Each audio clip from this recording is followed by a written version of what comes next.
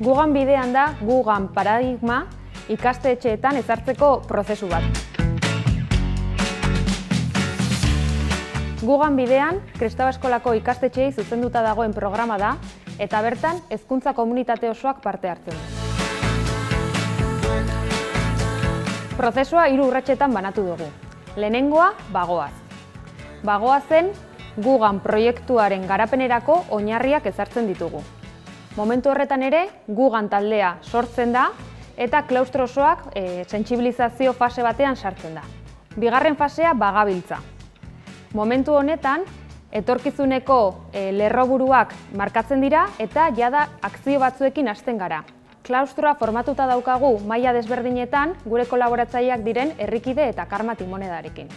3. fasea, bagara, azken fasean, proiektuaren implementazioa da. Momentu horretan ikastetxeak jada Gugan ikastetxeak dira. Eta Gugan proiektua ikus daiteke ikastetxearen espazioan, geletan, hezkuntzan eta baita ere etorkizuneko jarraibideetan.